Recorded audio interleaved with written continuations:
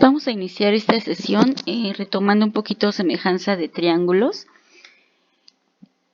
Viendo estos planteamientos, en esta figura, por ejemplo, que es donde casi la mayoría se equivocó, nos dice que el segmento AC es igual a 65, centímetros DE igual a 45, AD igual a 22 y quiere que calculemos el valor de A hasta B, ¿sale? Entonces, ojo que aquí AD no es todo el segmento del triángulo. AD simplemente es una porción aquí, porque en realidad son dos triángulos. Está el triángulo EBD y el triángulo CBA. Recuerden que comparten el vértice B de acuerdo a lo que podemos visualizar aquí en el planteamiento. Luego entonces, la proporción debió de haber sido que 45 es a 65, como este lado es el desconocido, así que por eso se llama X. Como X es a X más 22 para completar toda la longitud AB. Bien, entonces el planteamiento adecuado debió de haber sido este, el cual al resolver mediante un producto cruzado podemos encontrar que X es igual a 49.5 centímetros. En la segunda figura, aquí sí nos decía que AB es 5X menos 6. Desde A hasta B es 5X menos 6. BC son 14 centímetros, o sea, desde B hasta C. Y BD igual a 8 y B igual a X. Entonces, aquí sí directamente establecíamos la proporción diciendo que X es a 14, este lado es a 14 porque el 14 ya me indicó que es todo el segmento BC. Como 8 es a 5x menos 6. Aquí sí tomo completamente el 5x menos 6 porque me está diciendo claramente que es todo el segmento AB. ¿Sale? Entonces ahora sí establecida la proporción, resolvemos la ecuación y encontramos que es una ecuación cuadrática, la cual pueden resolver mediante fórmula general y encontramos entonces que X es igual a 5.37 centímetros aproximadamente. Son los valores que debieron de haber obtenido en la tarea y que bueno, pues la mayoría no lo logró. Continuando entonces ahora con el tema que sí nos corresponde.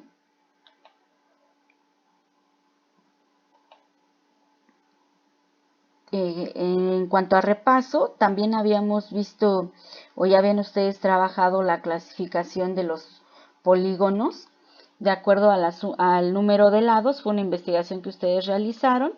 También debieron de haber encontrado que según su regularidad tenemos en polígono regular o polígono irregular. Pero bueno, básicamente trabajamos con los regulares y de acuerdo a sus ángulos pues encontramos que pueden ser cóncavos o que pueden ser convexos, como es en este caso. Va a ser cóncavo cuando tenga por lo menos un ángulo mayor a 180 grados. Regularmente trabajamos con ángulos del tipo convexo. También recordaremos que la clasificación de los polígonos o los nombres que reciben los polígonos de acuerdo a su número de lados, pues la tenemos recordando aquí. Por ejemplo, pues de 3 lados es un trígono o es un triángulo, para 4 lados es un tetrágono, para 5 lados un pentágono, luego hexágono, octágono, octágono, enágono, decágono, etc. Y entonces, lo que compone a un polígono, pues recuerda que es un vértice, siempre van a tener lados o aristas, también se van a conformar de ángulos interiores y también van a tener ángulos exteriores, ¿sale? Entonces es importante aprenderse los nombres y obviamente identificar adecuadamente sus elementos. También habíamos visto que podríamos definir cuántas diagonales podíamos trazar desde un vértice en cualquier polígono regular, ¿sale? Entonces, utilizamos la fórmula D, que significa diagonal, igual a n menos 3. N es el número de lados. Entonces, trabajamos un hexágono, y si es un hexágono, entonces n va a valer 6. 6 menos 3 igual a 3 diagonales que podemos trazar desde un solo vértice. Pero también hablamos de las diagonales totales. Las diagonales totales quedamos que los vamos a obtener mediante la fórmula n por n menos 3 sobre 2. donde D subíndice T significa el número de diagonales en el número de lados, y bueno, al sustituir en la fórmula para el hexágono, encontramos que podemos trazar 9 diagonales totales, porque no se deben de sobreencimar. Entonces, tomando el vértice E son 3, el vértice D son 3, pero para el vértice C ya nada más trazamos 2, porque si no se sobreencima esta diagonal. Para el vértice B igual solamente trazamos 2, porque si no, perdón, solamente trazamos 1, porque si no se sobreencima esta diagonal. Esta ya la teníamos trazada desde D. Y bueno, finalmente aquí ya no trazamos. Entonces en total son 9 diagonales. Este tema, repito, ya lo habíamos visto en una sesión anterior. ¿Qué es lo nuevo? Pues los ángulos del polígono. Iniciemos por un ángulo interior del polígono. Y también tenemos una fórmula para determinar un ángulo interior. Sería 180 grados por n menos 2 sobre n, donde I significa ángulo interior y n significa número de lados.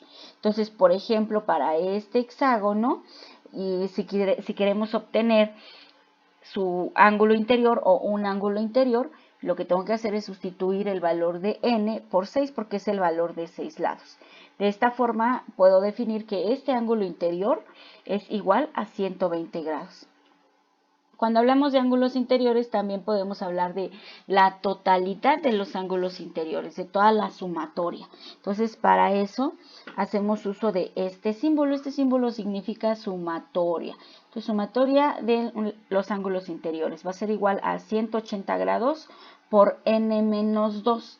N vuelve a ser nuevamente el número de lados. Entonces, aquí vamos a verificar si efectivamente la sumatoria de todos estos ángulos es igual a 720 grados. Miren, aquí por ejemplo sustituyo 6 menos 2, obtengo que es 180 por 4, y la sumatoria es 720 grados. En la figura puedo corroborar que si sumo 6 veces el valor de 120 grados, voy a obtener 720 grados. También así hablamos de los ángulos exteriores del polígono. Entonces, siempre los ángulos exteriores me van a dar un total de 360 grados. De tal manera que si yo lo único que quiero conocer es cuánto vale un ángulo exterior, pues lo que hago es dividirlo entre el número total de lados. Ojo, esto es aplicable cuando estoy hablando de polígonos regulares, ¿sale? Entonces, para esta figura, por ejemplo, para este hexágono, su ángulo exterior es igual a 60 grados. Entonces, aquí tengo 60 grados, aquí 60, 60, 60, 60, 60. Siempre al final, repito, van a sumar 360 grados. Cuando es un polígono regular, pues los ángulos exteriores van a ser iguales. Aquí donde debemos de cuidar es cuando sean polígonos no regulares. ¿Cuándo voy a aplicar, por ejemplo, el teorema de ángulos interiores? Vamos a suponer que de este polígono, de este hexágono, vamos a determinar cuál es el valor de x. Si determinamos el valor de x, podemos conocer cuál es el valor de cualquiera de sus ángulos interiores. Aquí lo tracé como si fuese un polígono regular, pero una vez que defina el valor de los ángulos, pues podría trazar adecuadamente mi figura. Entonces, iniciamos pensando o definiendo que la fórmula para la sumatoria de los ángulos interiores, repito, va a ser 180 grados por n menos 2. Necesito hacer uso de esta fórmula porque a pesar de que sé que es un hexágono, no estoy segura de que valgan exactamente lo mismo. Eso lo puedo ver aquí en la diferencia que está teniendo en el planteamiento de cada ángulo. Entonces, primero necesito saber cuánto me sumarían el total de sus ángulos interiores. Entonces, aplicando mi fórmula, obtendría que la sumatoria pues es de 720 grados. Una vez que ya sé que la totalidad debe de ser igual a 720 grados, pues empiezo a plantear la ecuación que me va a permitir obtener el valor de x. ¿Cómo? Pues sumando todos estos ángulos, 3x más 5x menos 75, más 4x menos 5, 3x menos 10, más 2x menos 20 y más 3x menos 10 grados. Toda esta sumatoria debe de ser igual a 720. Resolvemos entonces la ecuación reduciendo los términos semejantes y encontramos que 20x menos 120 sería igual a 720. Entonces, el valor de la variable x va a ser igual a 42. Aquí el ejercicio nada más era determinar cuál es el valor de x, pero si quiero conocer cuál es el valor del ángulo interior, pues obviamente aquí tendría que multiplicar ese valor 42 por 3. Es decir que este ángulo en realidad está midiendo 126 grados. Entonces aquí también podría sustituir y hacer la operación, es decir, multiplicar el 42 por 5 y restarle los 75 grados. Y este ángulo en realidad está midiendo 135 grados. Bueno, pero hasta aquí aplicaríamos nuestra fórmula porque la pregunta nada más era cuál es el valor de la variable x, pues x vale 42 grados. Continuando entonces, vamos a pasar a un nuevo tema que es la circunferencia. La circunferencia va a ser la línea curva cerrada cuyos puntos se encuentran equidistantes. Equidistantes quiere decir que están a la misma distancia de un punto fijo llamado centro, ¿sale? Entonces van a estar equidistantes de un punto fijo llamado centro. Y el círculo es la figura que está contenida adentro de la circunferencia. Si lo quieres ver así, pues la circunferencia sería el perímetro, mientras que el círculo sería todo el área, ¿sale? La circunferencia con los segmentos y las rectas se van a estar relacionando y de acuerdo a esas relaciones van a recibir ciertos nombres. Entonces, una circunferencia pues cuenta con radio, que es el que me está marcando la distancia o la equidistancia a la cual se encuentran todos estos puntos. Cuentan con una cuerda. La cuerda es un segmento secante que va a atravesar a todo el círculo y que toca dos puntos de la circunferencia. Esta cuerda va a cambiar de nombre si es que pasa por el centro. Cuando pasa por el centro le llamamos diámetro. Y recuerda que el diámetro es 2 veces el valor del radio o el radio la mitad de lo que valga el diámetro. Otra recta que también se relaciona con la circunferencia es la recta tangente. Entonces recuerda que la recta tangente va a tocar en un solo punto a la circunferencia. A este punto también le denominamos punto de tangencia. Y tenemos finalmente la recta secante. La recta secante es igual que una cuerda. Va a tocar a dos puntos de la circunferencia, nada más que decimos que es secante, pues porque, perdón, que es una recta, pues porque va a trazarse indefinidamente. Pero igual, la recta secante va a tocar a dos puntos de la circunferencia. Recuerda que no va a pasar por el centro. Y un elemento también importante que se forma en la circunferencia cuando nosotros tenemos una cuerda son los arcos.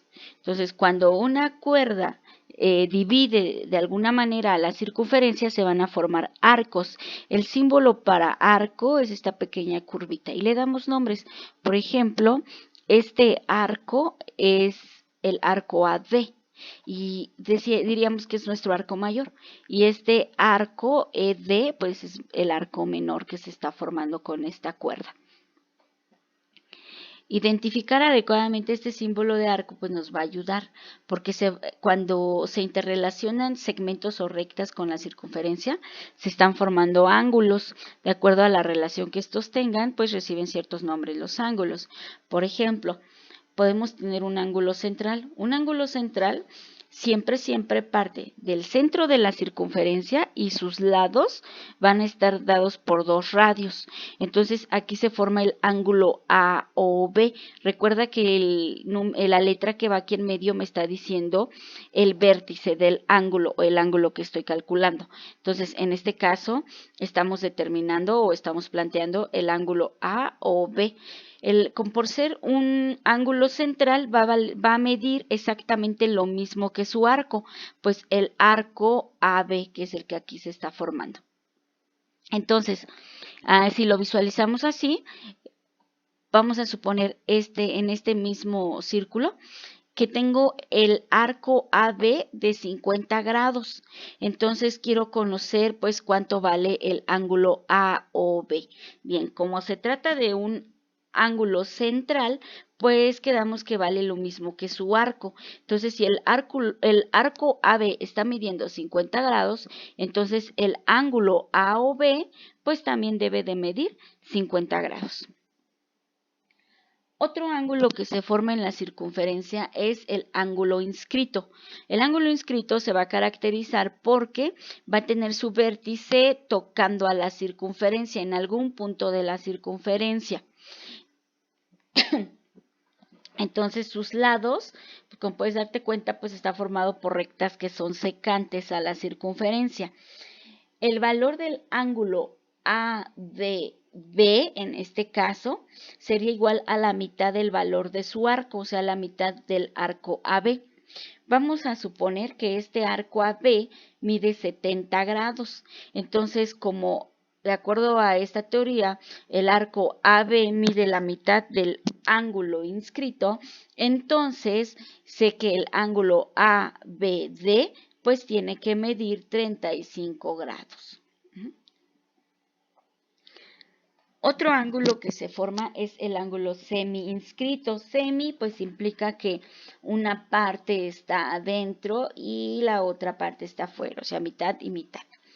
Entonces, en este tipo de ángulos, igual el valor de ese ángulo va a ser la mitad del arco que se está formando. Entonces, el valor del ángulo ADB pues va a ser la mitad de lo que valga el arco AD. Por ejemplo, si el arco AD mide 98 grados, entonces el ángulo ADB, o sea, este ángulo, estaría midiendo 49 grados porque es la mitad de lo que vale el arco. Otro ángulo que también se forma cuando yo trazo rectas adentro de la circunferencia, lo que voy a obtener es, por ejemplo, un ángulo interior. Entonces, aquí el ángulo interior lo podemos determinar también si conocemos el valor de sus arcos, o bien si conocemos el valor de los arcos, podemos determinar el ángulo interior, o al revés, si conozco los ángulos interiores, puedo determinar cualquier valor del arco. Entonces, esta se va a caracterizar porque el vértice va a estar adentro, en el círculo. Entonces, siempre un ángulo interior va a ser igual al promedio de sus arcos. En este caso, estaría yo sumando el arco AB más el arco DF y lo partiría a la mitad. Entonces, su fórmula para el ángulo DGF, este ángulo DGF, va a ser igual al arco AB más el arco DF entre 2. Por ejemplo, vamos a suponer que este arco AB mide 50 grados y este arco DF mide 101 grados. Entonces, de acuerdo a este planteamiento, pues el ángulo DGF o X, como aquí también le llamé, pues sería igual a 50 grados más 101 entre 2, es decir, que vale 75.5 grados. Otro tipo de ángulo que se forma en la circunferencia es el ángulo exterior. El ángulo exterior lo podemos visualizar como en esta primera figura o como en esta figura. De todas formas, se sigue tratando de ángulo exterior. Se llama así porque el vértice pues lo vamos a encontrar fuera de la circunferencia. Para determinar cuánto vale un ángulo exterior, por ejemplo aquí el ángulo AGB, pues lo que vamos a hacer es una diferencia de los arcos.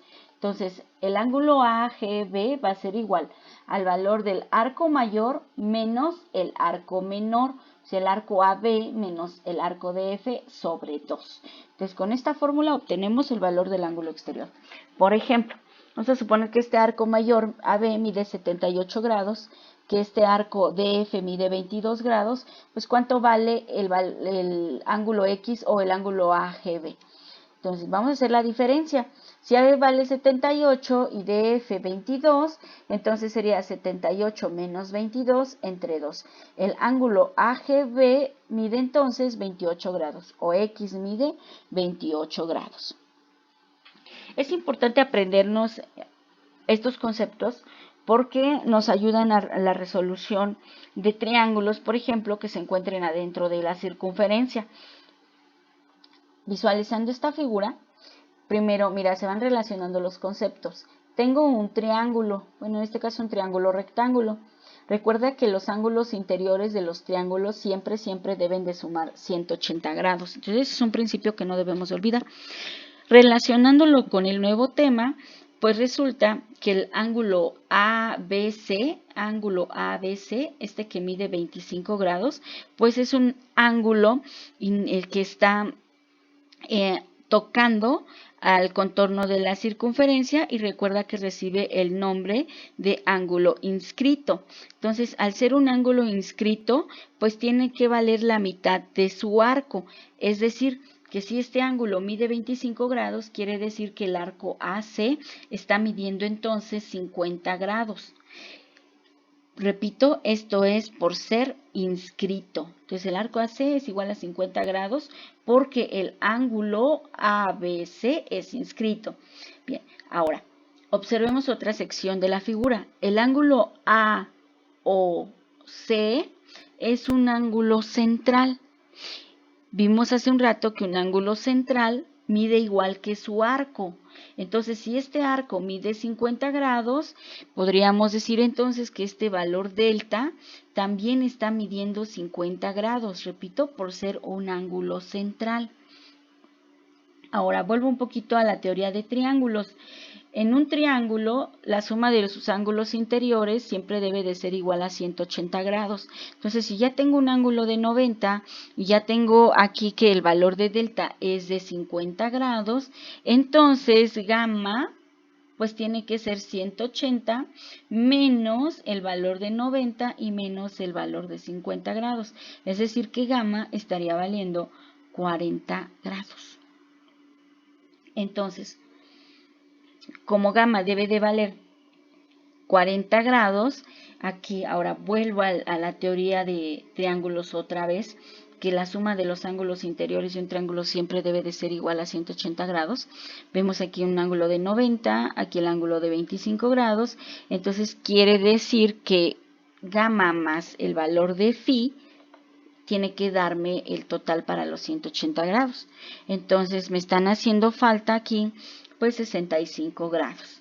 Como ya sé que gamma mide 40 grados, entonces ya puedo saber que phi está valiendo entonces 15 grados. Y de esta manera hemos resuelto el triángulo haciendo uso de los conceptos de arcos de la circunferencia y ángulos de la circunferencia, relacionándolo con teoremas también del triángulo. Otros elementos que se forman pero ahora en el círculo van a ser, por ejemplo, un segmento circular. El segmento circular va a tener lugar cuando en la circunferencia estemos trazando un segmento secante. Entonces, al corte que realizamos aquí le llamamos segmento circular. Otro es el semicírculo. Este se forma cuando trazamos el diámetro o una cuerda que está pasando por el centro llamada diámetro. Semicírculo, recuerda que es pues la mitad del círculo. También cuando trazamos dos cuerdas se forma una zona circular. Cuando trazo dos radios, se forma algo que se llama sector circular. Sector circular pues se parece o es relacionado con el ángulo central, pero regularmente utilizamos este concepto para el cálculo de áreas. Entonces es importante tener presente que el área de un sector circular es igual a pi por radio al cuadrado por alfa sobre 360 grados. Esta alfa está haciendo referencia al ángulo que tengamos aquí, o sea, al ángulo central. Otro concepto importante es la corona circular. Este se va a encontrar cuando estemos relacionando dos círculos y queremos conocer la diferencia de área entre ellos. Entonces a esta diferencia de área le llamamos corona circular. El área de una corona circular pues va a ser igual a pi por la diferencia de sus radios. Esta R mayúscula pues hace referencia al radio mayor o al radio del círculo más grande, y esta R minúscula hace referencia al radio menor o al radio del círculo más pequeño. Cuando nosotros trazamos, aparte de dos círculos, a este le trazamos segmentos secantes, pues encontramos algo que se llama trapecio circular. El área de un trapecio circular va a ser relacionado un poquito con la corona, en este caso pi por la diferencia de los cuadrados de los radios, por alfa. Alfa está haciendo referencia igual al ángulo central que estemos teniendo, o al ángulo que se forma aquí, miren, de los arcos, sobre 360 grados. Es importante también tener presente estas formas. ¿Dónde las estaríamos aplicando en nuestro libro de trabajo, por ejemplo? Pues aquí, miren, hay un ejercicio que nos dice hallar el área de un sector circular cuya cuerda es el lado del triángulo equilátero inscrito, siendo 2 centímetros el radio de la circunferencia. Aquí este dato que me da es muy importante porque al decirme que es un triángulo equilátero inscrito, o sea que está adentro de la circunferencia, pues me está indicando que está cortando a esta circunferencia en 3 arcos iguales porque es un triángulo equilátero. ¿Sale? Entonces, este arco, por ejemplo, B'B, mide 120 grados. Entonces, este arco BC, pues también mide 120 grados y este arco B'C, pues también tiene que medir 120 grados. Ajá. Aquí es importante porque me está diciendo, repito, que necesito calcular el área del sector circular. Entonces tenía que saber cuánto mide por lo menos un arco. Ya sé que este arco mide 120 grados y entonces ahora sí, a partir del centro voy a trazar un segmento aquí para que se forme el sector circular. Entonces tendríamos este sector circular, sin olvidar que el radio de la circunferencia pues es de 2 centímetros. Ahora sí, hacemos uso de la fórmula para determinar el área de un sector circular y vamos a colocar entonces los valores. Pi, pues lo vamos a trabajar así como es, pi, y en lugar de r, pues vamos a trabajar el valor de 2 unidades. Esta r tiene que estar elevada al cuadrado, así que radio cuadrado, por el ángulo que se está formando. Entonces, como es un sector circular, recuerda, aquí estamos formando un ángulo central. Entonces, si este arco mide 120 grados, este ángulo central también tiene que medir 120 grados. Entonces, esta alfa, pues mide 120 grados. Resolviendo y simplificando, obtenemos que el área es igual a 1/12 de pi centímetros cuadrados. Y hasta aquí, pues ya hemos resuelto este ejercicio. Otra aplicación más. Cuando en el segundo ejercicio a un hexágono regular de 4 centímetros de lado se le inscribe una circunferencia y se le circunscribe otra. Acuérdate, inscrito está adentro, circunscrito está afuera, está conteniendo al hexágono. Hallar el área de la corona circular así formada. Bueno, pues primero tengo que iniciar planteando mi hexágono. Entonces me dice que este lado tiene que medir 4. Entonces, como es regular, pues todos los lados miden lo mismo. Algo importante de los polígonos regulares es que se pueden descomponer en triángulos equiláteros. Entonces voy a iniciar descomponiendo este hexágono en un triángulo equilátero. Entonces, si este segmento mide 4 centímetros, pues este lado también mide 4, este mide 4 y este mide 4. Esto me va a servir porque tengo que conocer cuáles son los radios de las dos circunferencias. Y a simple vista pues no podría hacerlo. Tengo un radio, que sería el del círculo que está conteniendo al hexágono, o sea, al circunscrito, pero me faltaría el del círculo inscrito. Entonces, para poder obtener el círculo inscrito, pues voy a descomponer a su vez este triángulo equilátero en un triángulo rectángulo. Entonces, cuando lo descompongo en un triángulo rectángulo, ahora sí que como este segmento mide 4, pues la mitad serían 2. Se forma este triangulito que vemos aquí de color rosa. Y hacemos uso del teorema de Pitágoras para obtener el radio menor, porque el radio mayor ya lo tenemos, ya es de 4 centímetros, pero el radio menor hay que hacer uso del teorema de Pitágoras. Entonces, como queremos calcular un cateto, pues recuerda que es cuadrado de la hipotenusa menos cuadrado del cateto. Lo planteamos y encontramos así que el radio menor es igual a 2 veces la raíz cuadrada de 3. Ahora sí, como ya conozco cuál es el radio menor y ya conocía cuál es el radio mayor, pues vamos a trazar nuestros círculos, el círculo inscrito y el círculo circunscrito. Voy a eliminar momentáneamente el hexágono y vemos aquí que se ha quedado la corona. Aquí está entonces la corona circular. Necesitamos conocer cuál es su área. Entonces, para poder conocer su área, ya tengo aquí su radio menor y su radio mayor. Lo único que hago es tomar la fórmula de área de una corona circular y vamos a sustituir los elementos. El radio mayor es igual a 4, entonces va a ser 4 al cuadrado, y el radio menor es 2 veces la raíz cuadrada de 3, que también estaremos elevando al cuadrado. Finalmente, realizando las operaciones aritméticas, obtenemos que el área de esta corona circular va a ser igual a 4pi centímetros cuadrados. Bien, entonces una vez repasado estos temas, les pido por favor practiquemos con el libro de trabajo.